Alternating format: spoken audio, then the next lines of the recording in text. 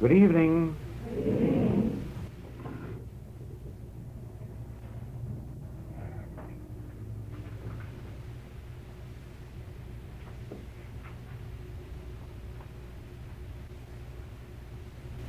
In this class, there are many who are practicing healing, spiritual healing, from the standpoint of the message of the infinite way, and some who are teaching it.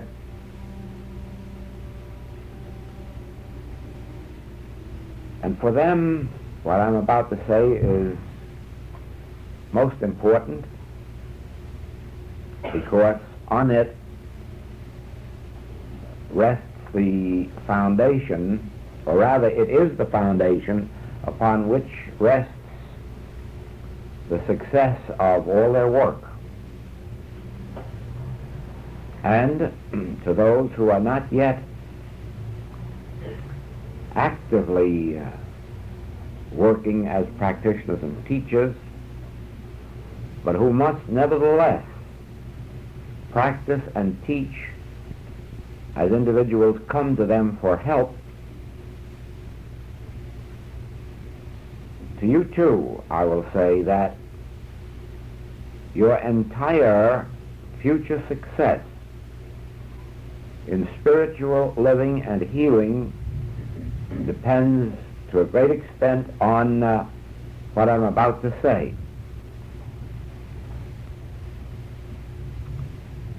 I'm referring to the meditation period that we have here and in all my work before the opening of a meeting, before the opening of a lecture or a class.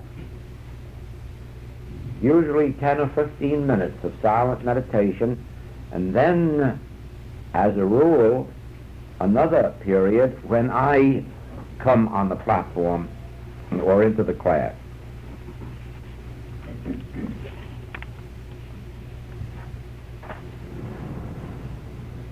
This is the third night of our class on the new dimension, Christ. And the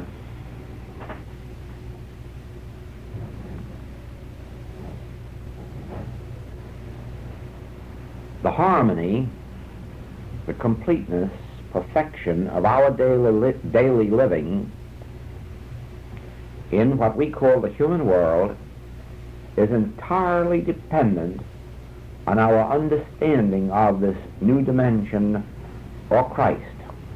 Now, last night I brought out to you that tomorrow, next year, and the year after will only be continuations of today, unless some change takes place in your consciousness. In other words, the daily routine of human living does not vary much one year from another unless a new note is introduced into one's experience. And in our work, the new note that is introduced is Christ. Christ, the conscious activity of God in our affairs. Now then,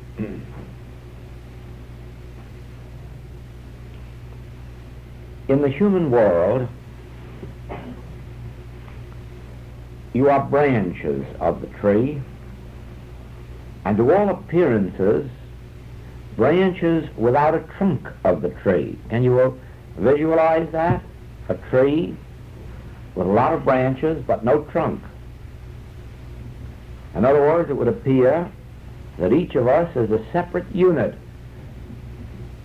hanging in space or walking around in space, none of us attached to each other, none of us at one with each other, and certainly no sign of any God feeding, supporting, maintaining, or supplying us. Just ourselves, a lone branch suspended in space, attached to nothing. That is the human picture. Now, as you remember, we placed back that trunk of the tree where it belonged, and then found that actually each branch was connected with the trunk, or what the Master called the vine, and that the Father was the husbandman, that which supported, maintained, and sustained the vine and the branches. All right? In our experience, then, we are living that life of the branch, unconnected, disconnected, until, through an activity of our own consciousness, we begin to realize our connection, our contact, our oneness with the vine, the Christ, the Spirit of God, which in turn is rooted and grounded in the Father or the husbandman. You remember that, don't you? That must be clear to you. Now, everyone actually is at one with the vine and the Father. But because of a sense of separation that has come to pass through the ages, resulting in this prodigal experience, we now, as humans, are living the life of that unconnected and disconnected branch until through an activity of our own consciousness, we become aware of our oneness with the vine and the Father. Now you know, by now, that merely declaring I am one with the Christ or I am one with God is only a step in the right direction. It is not the activity of Christ or truth, the activity of consciousness that gives you your freedom. No, no, no. It may lift you in consciousness to declare I am one with the Father, I am one with God, and all the Father hath is mine. It may, if you will remember this consciously, every day, and twice or three times in a day, it may lift you into an attitude where in 1 second you come into the realization of that oneness, then your demonstration is made. Now then,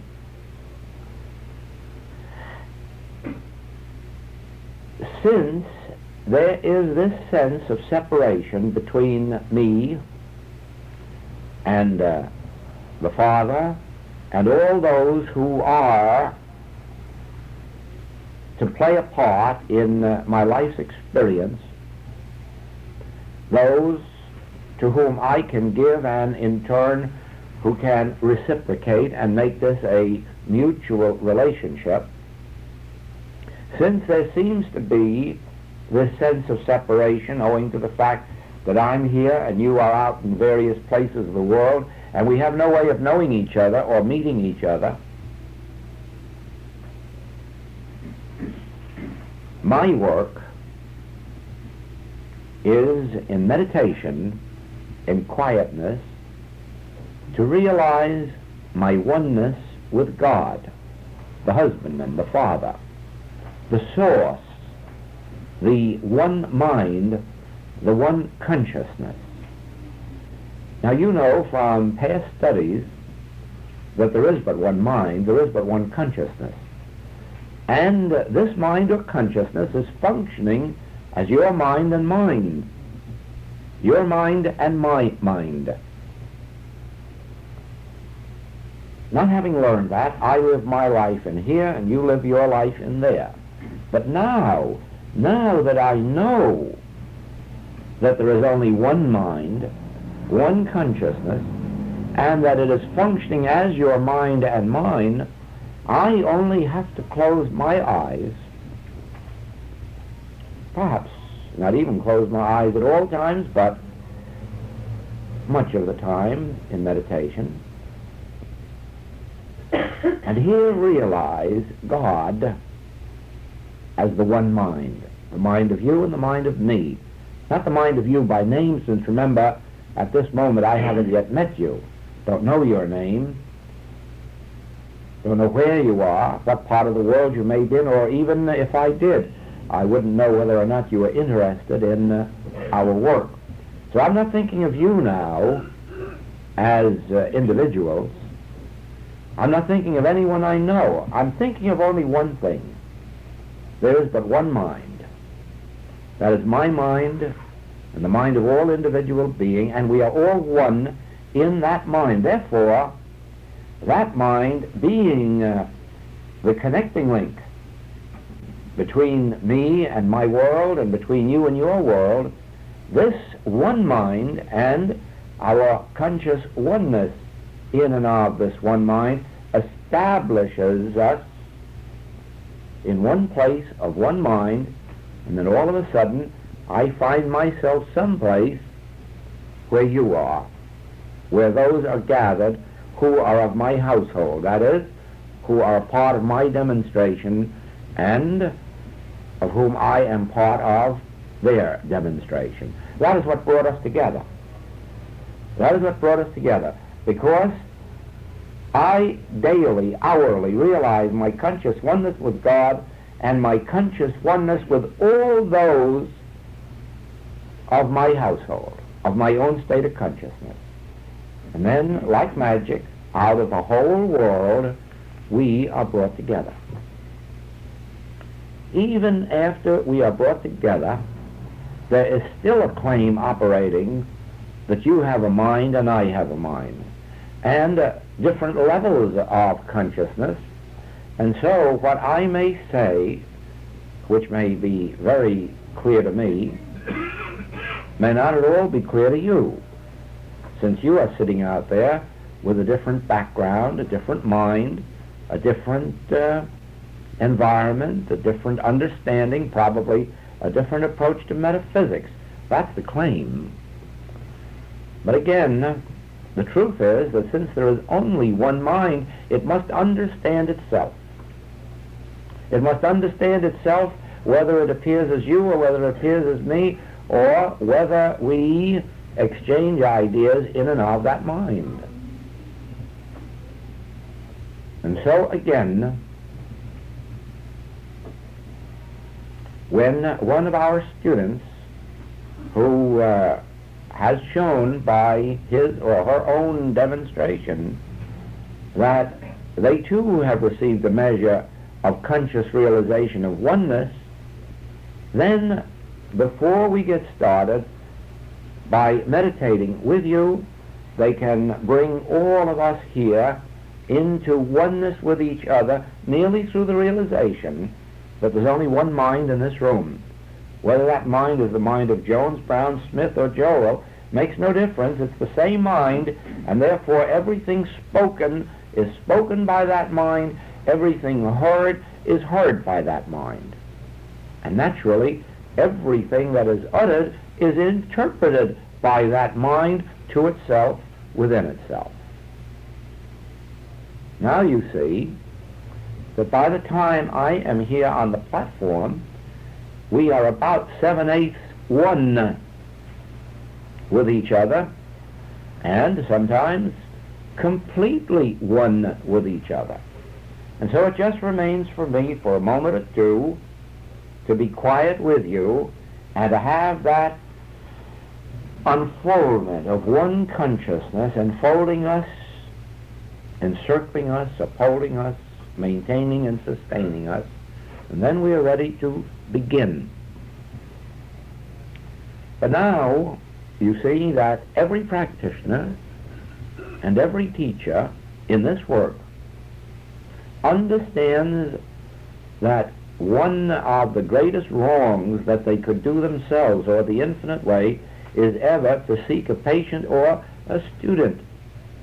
And so they know that if they ever are to be of service to themselves and the world, there is only one way in which to do it, and that is to sit quietly at home, or in a church, or in a center, or wherever they can find their peace, and realize consciously their oneness with God, and because of their oneness with God, their oneness with all those who belong to their demonstration. But now I want you to understand also that this does not merely apply to us in the spiritual ministry. I'd like you to see also that if you are a businessman, you are working with customers. If you're a wholesale, then you're working with retailers. If you're retail, you're working with individuals. And if you're an attorney, you're working with clients. And if you are something else, you're working with patients, or you're working with clients, or you're working with students, employers or employees. This same principle is the law under the harmony of your experience. Unless you wish to go out into daily battle of competition, daily battle of working with people antagonistic to your own ideas, unless you wish to just take your chances, pot luck, with whether or not you will have the right employer or right employee, or whether or not you will deal with the correct people, the right people for you, unless you wish to do that, you too will practice this form of meditation before you leave your home in the morning to embark upon any enterprise, commercial, social, ministerial, and establish firmly your oneness with the Father. And in the realization of your oneness with the Father, see if you can't realize that the mind of the Father, which is the mind of you, is the mind of every individual. And therefore, all those ready for the experience of association with you, by the attraction of that mind, is brought to you, and in the same wise, everyone whom you can serve or bless, you are led to.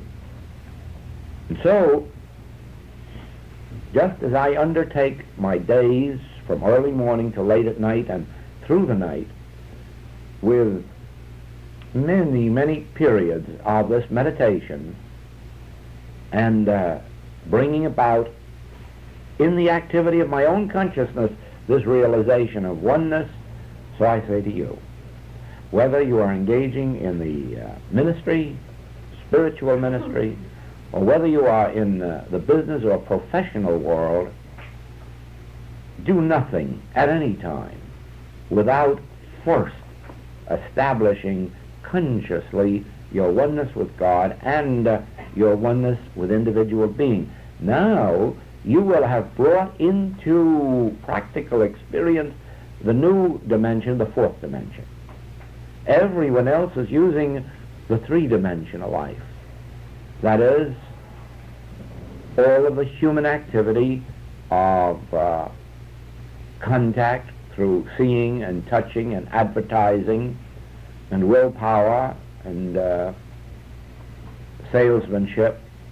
But here we enter life with a fourth dimension, which is one of not by might, nor by power, but by my spirit, by my consciousness of truth, by my consciousness of my oneness with God and the oneness of all being with God, with the consciousness of God as individual being. And so you see how I establish in my own withinness the tree, every branch connected with the vine connected with the husbandman or father, and all being fed from that one divine universal source through us and as us. I wanted you to understand the nature of this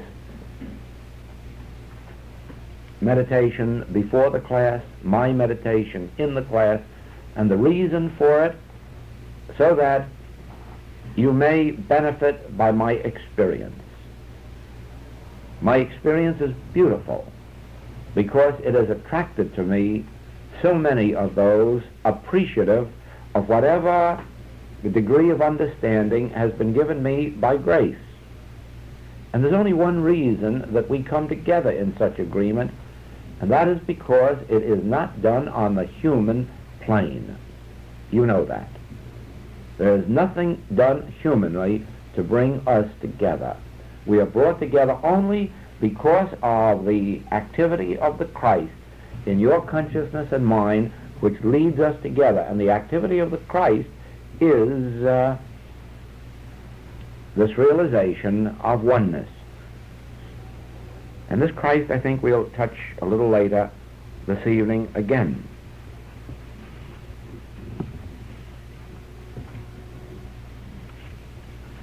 Please let it be clear to you how important meditation is, what form of meditation we should experience, and what the fruitage is, so that it becomes to you not a task, not a necessary part of your day from the standpoint of duty, but a necessary part from the standpoint of spiritual fulfillment. Now we have some questions that will come in right here. And the first is that the disciples understood that Jesus spake unto them of John the Baptist, when he said, But I say unto you that Elias is come already, and they knew him not. Can we believe that Jesus was referring to reincarnation, whereby a man returns again and again until the Christ consciousness is attained? Frankly, I do not know. I do not know whether Jesus was referring to reincarnation. I do not know even what those references meant when he asked, Who do men say that I am? And they said, the Hebrew prophet come back to life. They may have been referring to reincarnation, but I'm too unfamiliar with those things to know. One thing is certain, that reincarnation from the standpoint of the infinite way is an experience that we all go through many, many times until the Christ consciousness is attained. And by that, I mean this. At one time, some of us at least, were in what we would call a very mortal, material state of consciousness, in which the only things that seemed real were external things, pleasures of the external realm, profits, supply of the external realm, strength, health, all things attained in the external world through external objects and persons. And that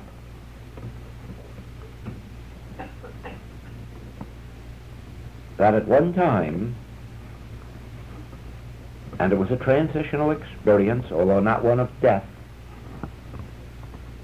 we passed from that state of consciousness through our first understanding of metaphysics or truth to where we realized that a healing had been achieved not through an external means, but through prayer, through something as intangible to the material sense as prayer. Now just imagine to a person of mortal material consciousness all of a sudden finding something wonderful taking place by means of something he had never seen, heard, tasted, touched, or smelled. Just seems impossible, doesn't it? But with that taste came more and more experiences, and as one healing followed another, and one change of character followed another, and characteristic, and one's nature changed,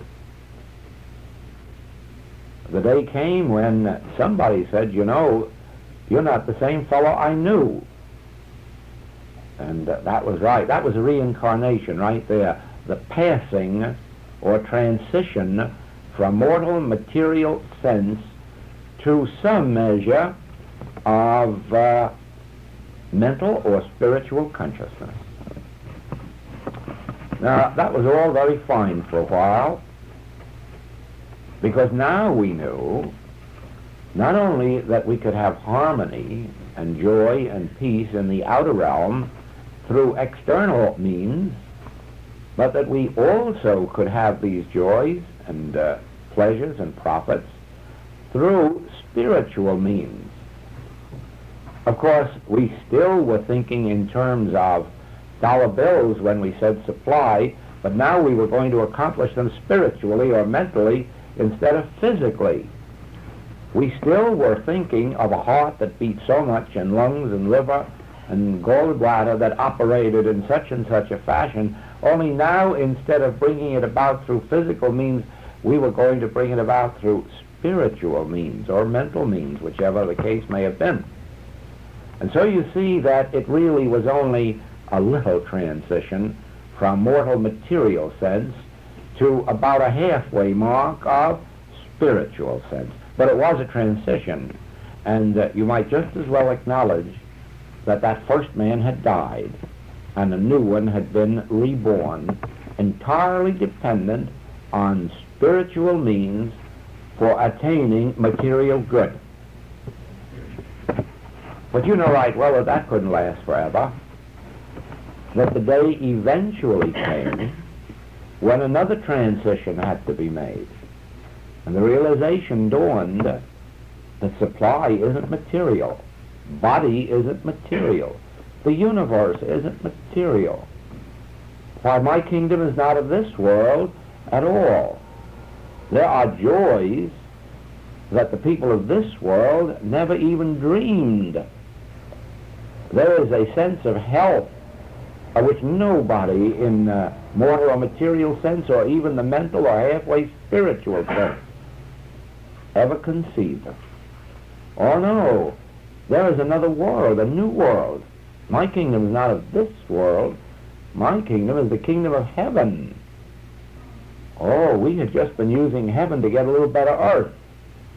But now we find out there really is a heaven. And then the old earth and the old heaven, the first earth and the first heaven were washed away, and we came into the new earth, the new heaven and the new earth, and found that it was purely spiritual. And now we weren't thinking of using spirit to get a human companion. We began to understand the meaning of spiritual companionship. We weren't using spirit to make the heart beat faster or slower, or bring up or down the pulse or blood pressure. No, no, no. Now we entered a world, a consciousness, in which spirit was one's only health, one's only supply, and here again, you see, was another transition. And again, our second man, who had been dying for a long time, now is completely dead, and we find him resurrected, this time probably more than resurrected, ascended into a divine state of consciousness in which the measurements were no longer earthly measurements. Now you see, we have there, you might call it another reincarnation, or you may call it another death, resurrection, rebirth. You know that we are told in Scripture that we must die daily and be reborn. I doubt that it means that we must be buried as well as die. It's enough to die without being buried. Let's die and remain here for the rebirth. And if we call it reincarnation, no harm. It's a rebirth.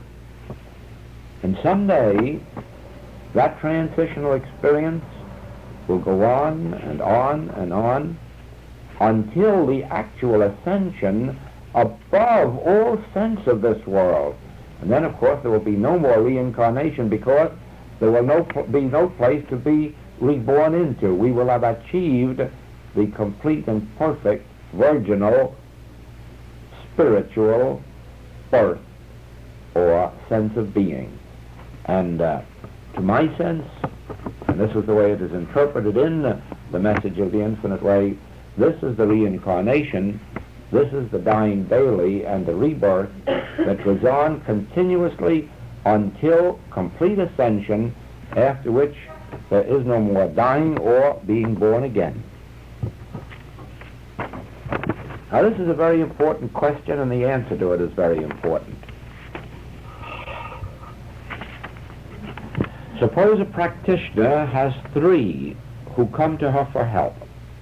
One for an apartment, another because of marital difficulties, and the third, the overcoming of an illness.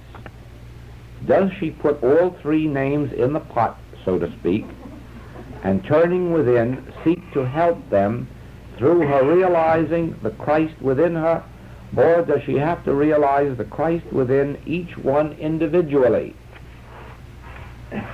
Now let me explain that very, very carefully. Healing is done at the point of contact with the practitioner, and therefore it can only be done one at a time. In other words, you may ask for help, and at the moment that you ask for help, something must take place within my consciousness. It has to. And what is that something? Whatever it is that brings to me the realization of God as the only being or the only law. And so if I receive a call, and this is for an apartment, the chances are the first thought that would come to me was that God had no need of apartments. And that would be about the end of the treatment, because the claim here is that there's a need of an apartment, and that I'll never believe. I doubt you can confine the life which is God, the mind which is God, the soul which is God, into an apartment. And of course, we know only pure spiritual being. We only know God as your being.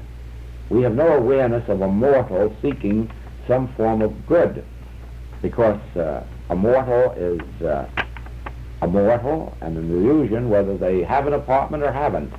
And we aren't dealing with people who have apartments or who need them. We are dealing and recognizing only one thing: God, expressed as individual being in all of its innate perfection, without a blemish, and having no needs. And that very quickly would be about the treatment. Now, of course, it would do no good to rehearse that, to memorize it, and repeat it when someone calls upon you for an apartment, because that may not be the treatment by then, or it may not be the treatment that would come to you, and as a matter of fact, it may never again come to me. It could very well be that my thought would never go in that direction a second time. That when somebody asks for an apartment, it may well be to me, it may well be that to me would come some other realization of the activity of the Christ as being one's all-sufficiency. And that would end that treatment. But of this I ask you to take note. The treatment would be given almost before the telephone receiver were on the hook. Or if I were reading a letter, it would be accomplished before I ever got to the bottom of the page. The moment I saw the nature of the claim, it would be instinctive with me to give the treatment or realize the necessary truth. Now, that leaves me free for the next case. But let us suppose for a moment that I did not receive a quick response while getting that call or reading the letter. Let us suppose now I do not react properly and I do not get the sense of all is well. Then I would sit back for a moment, meditate, find my inner peace, realize that oneness with God until that peace came, and then I would consider the treatment complete. Always the treatment is not complete until one has satisfied their own spiritual sense of well-being. Now I'm ready for the next case, and here we have one of marital difficulties. Well, you remember I said last night that of course we have no advice to offer, therefore we have nothing to do with the human aspects of the case. But I have found this in marital cases, that the greatest help has come when I realized that God was only one and not two. I have never accepted two becoming one.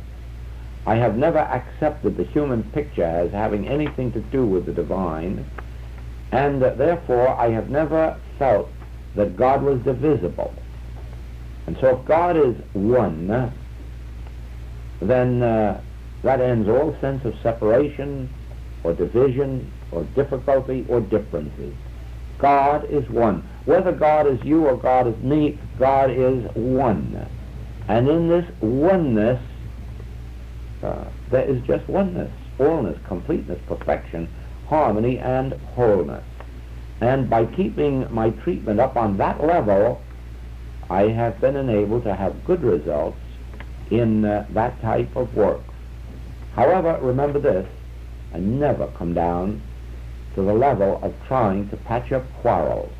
Never come down to the level of trying to hold couples together or bring about a separation. Never. The spiritual work is not a patching up of the human scene. It is a complete realization of God as the only being, individual being, complete and full. It is true that God embodies, to our sense, the qualities of male and female. God embodies the qualities of creative principle of life, but also protective and caring principle of life. But it's all in God in one, to our sense, appearing as man and woman or male and female. But the truth is, God is one. And being not divisible, certainly being inseparable, and always perfect and complete, I would, within a minute or two or three, receive that assurance, and that would be that. And if not, then again I would sit down, establish that peace and quiet within myself until the assurance came that all is well, and I would consider that a treatment. Now we go to the third, and we have a call for the overcoming of an illness. And of course there the treatment would vary in every case. Sometimes when these calls come, we are on a sufficiently high plane of consciousness so that it is really instantaneously clear that in God is only perfection, and God is one's only being, the only substance, the only law. However, some cases present themselves to us, and they do not yield that readily. And so we may go further. And supposing that the case were one dealing with mind illness of some kind, mental illness, it might be necessary consciously to realize that God is the only mind, and it is the mind of individual being. Or, supposing the illness was something to do with law, like a law of infection, or a law of contagion, or a law of hereditary disease, or any law, a law of accident, and there it would be necessary to realize that not only God is the only law, God is the only lawgiver, and God is the only enforcer of law, and anything else claiming to be law or to act as law must be negation. Nothing claiming to be something, a mirage, an illusion, absolutely without foundation, without cause, and without effect. Well, sometimes a claim involves something dealing with activity, like paralysis, or activity of the heart, or activity of the bowels, or activity of the lungs.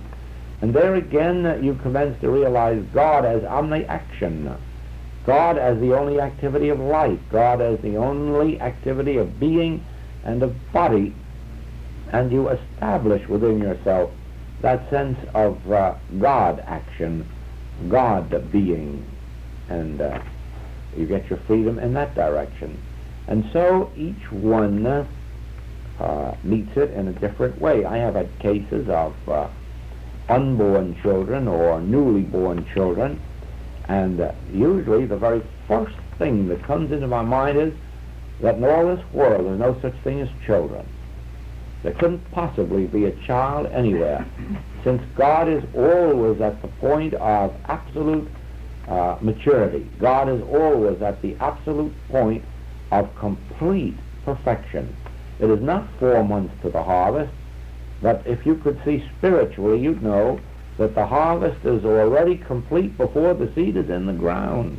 And so it is with the child. Child conceiving and childbearing is only a concept of human belief. Actually, nothing like that takes place.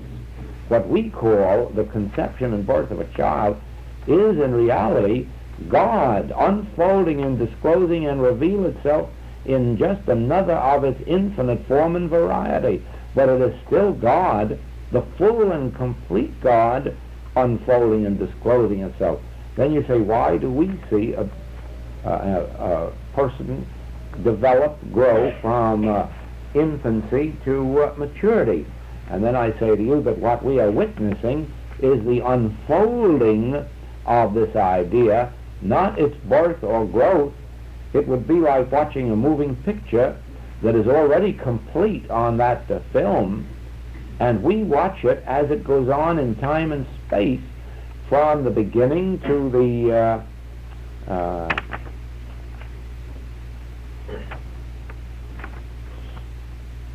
happy ending.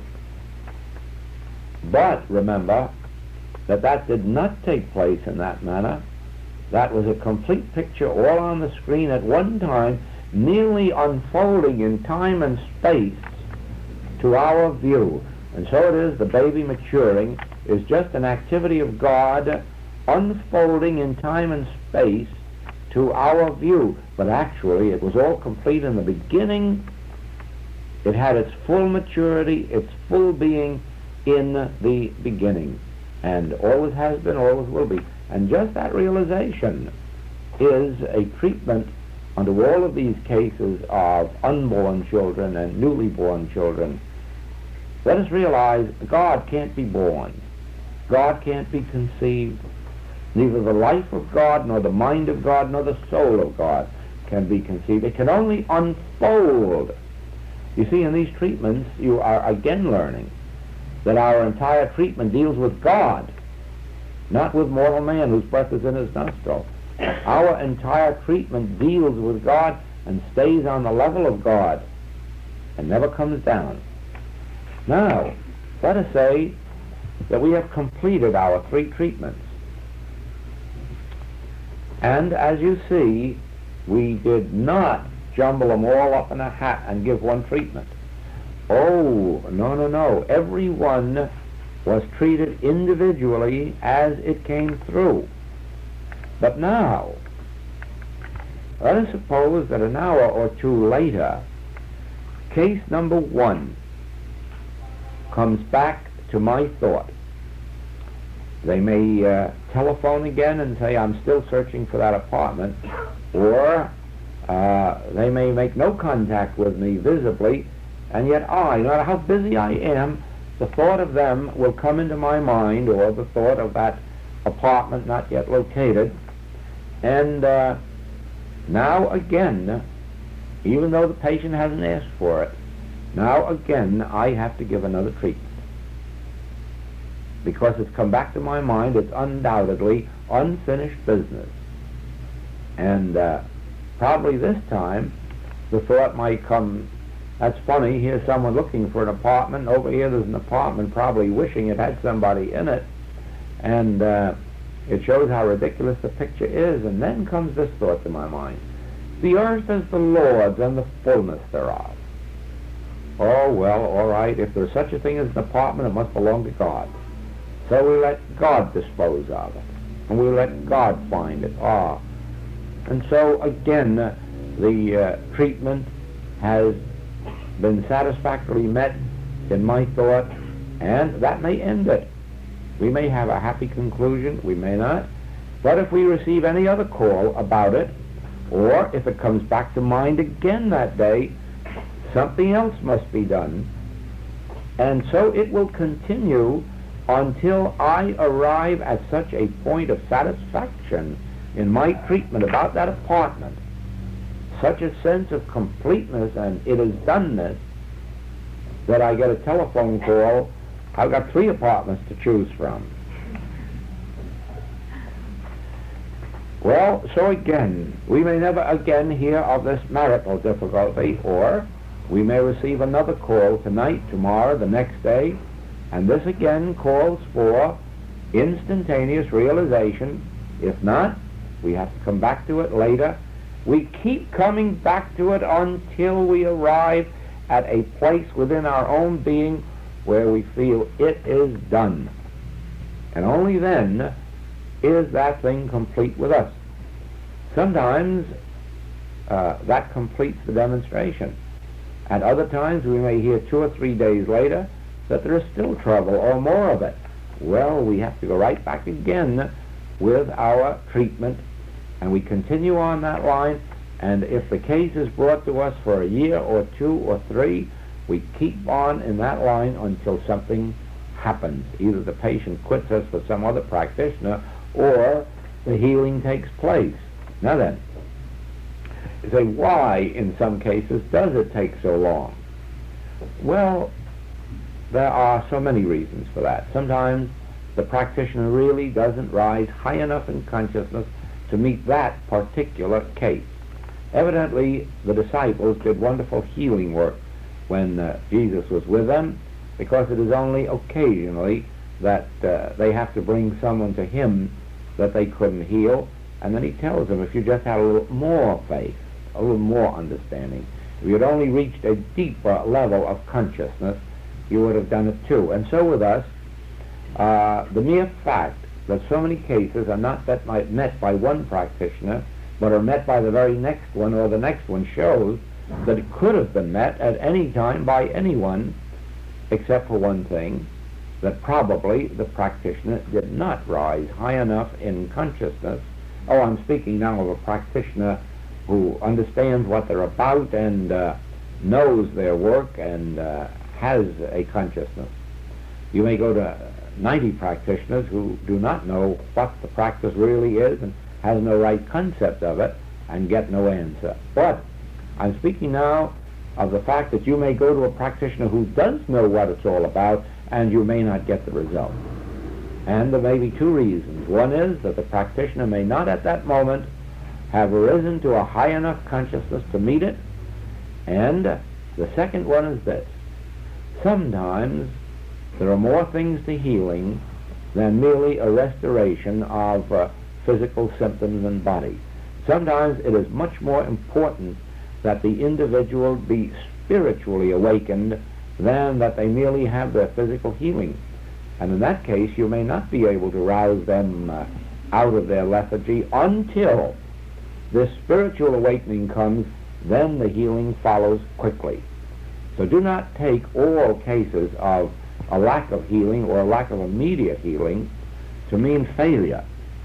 It may, on the contrary, mean a great success, because the very delay in healing may awaken 1, 2, or 3 people in a family, or a dozen people in a family, to a great spiritual realization.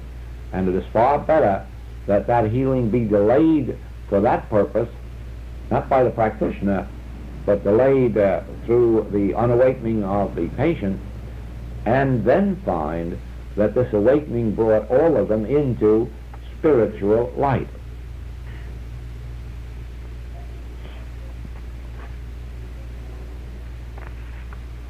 Never attempt to give group treatments. Never do that. Treatment and healing work, these represent an activity of a practitioner's consciousness. But the practitioner's consciousness responds when the call is made upon it, and every time that the call is made upon it. Now then, what sometimes appears to be group healing or putting a lot of cases all together is when a practitioner arises in the morning or gets up in the middle of the night and without any thought for individual cases merely turns to God in their conscious oneness for the sake of communion with God, then they are not touching any of their cases, but any of their cases that are reaching out to them are going to be healed.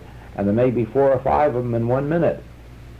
That is not because the practitioner is treating in a group. No, no, no. We never are guilty of that. It is because we are making our conscious oneness with God, having communion with God, and everybody then who reaches out and touches us at that moment finds healing.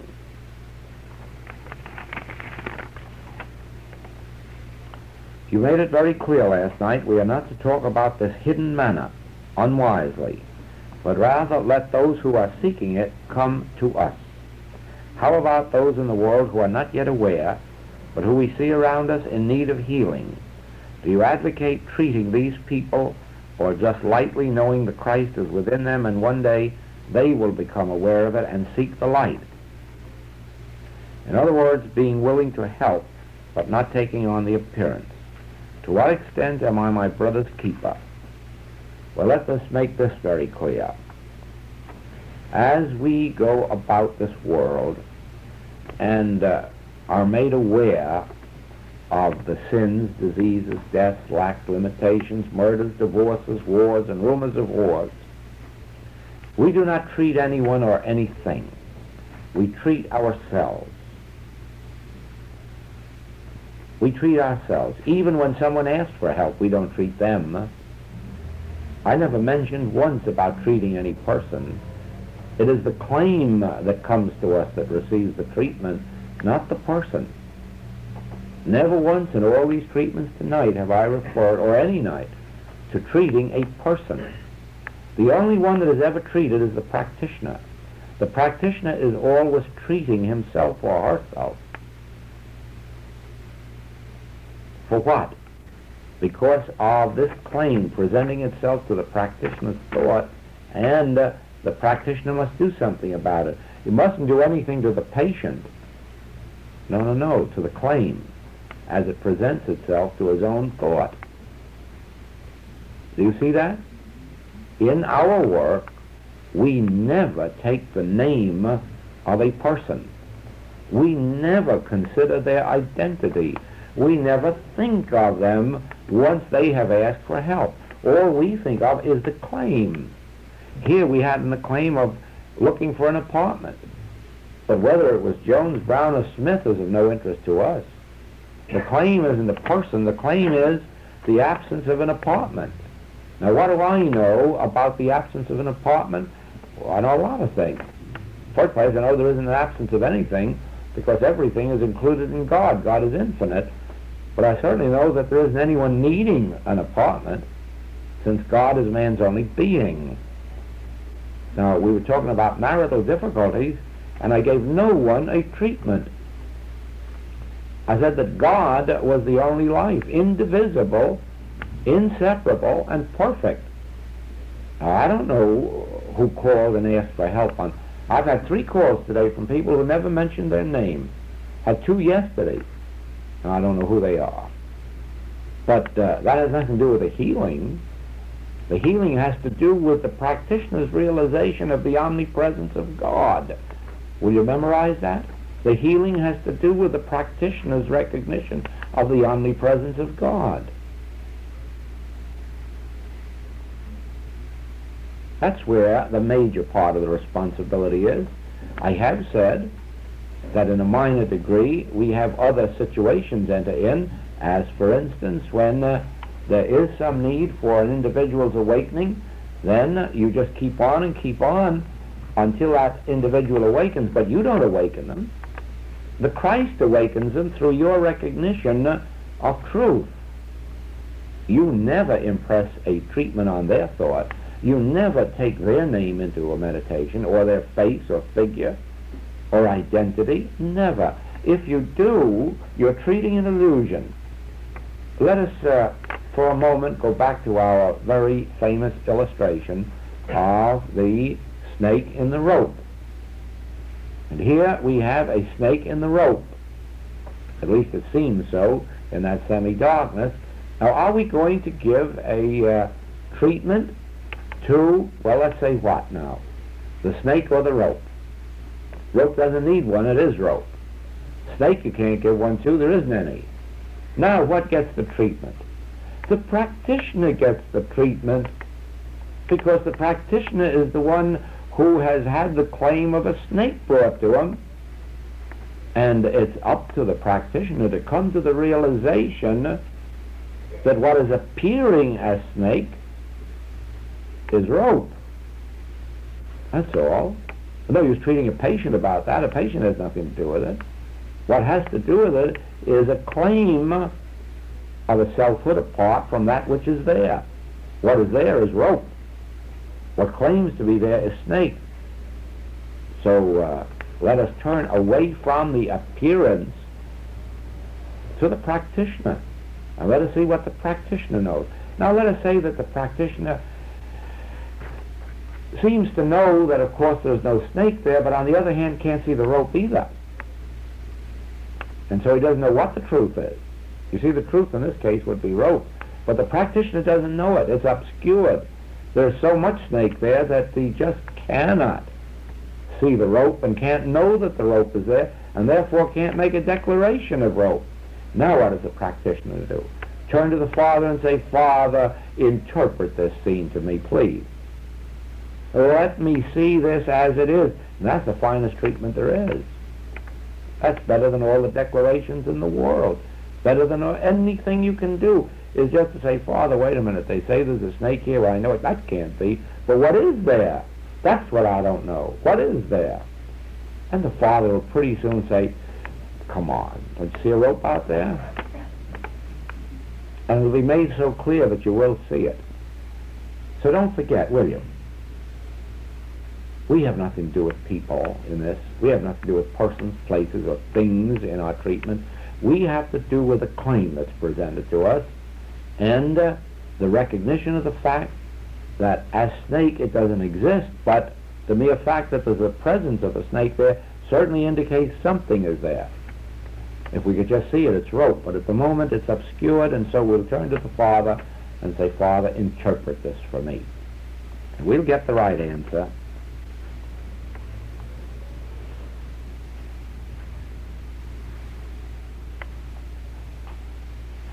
So then, we are going about the world, and we are beholding people who need healing, who need awakening. And what are we to do about it? Well, I will repeat the experience of one of our students who recently rode home one evening in a bus, and a very intoxicated man on the seat in front of her, and she merely sat there and in quietness and peace of her own being realized God as man's only being, realized the Christ as the only reality. She didn't treat the man. She didn't even bother with his drunkenness. All she did was sit there and dwell, commune with the divine idea of God's presence, God's wholeness, the omnipresence of Christ. And then the man turned around and said, "Thank you, ma'am, for praying for me." And he was sober. Do you see why, don't you? There's only one mind, and he felt that going on there, and it sobered him, and he even felt the direction from which it was coming. Now, she didn't treat a man, and she didn't treat drunkenness. All she did was go within and silently and peacefully commune with the Father within, and probably express gratitude that Christ was the only mind and the only life, and there was none beside that. Well, that same thing would apply if you were walking along the street and you saw deformity, if you saw insanity, if you saw an accident. There's only one thing to do. Go within. Feel the divine peace of God's presence. Realize that all of this that you're witnessing is an illusion. It isn't really happening. You don't for a minute believe there's God and an accident, do you? Which are you going to believe, God or the accident? Huh? Right. Yes, of course you have to believe God. Of course you have to believe God. We have a colored maid who said that a friend of hers went to his home one afternoon unexpectedly and found his wife being embraced by another man. And he started to remonstrate with her when she said, "Wait a minute, honey, wait a minute, honey. You believe your eyes or do you believe your honey?"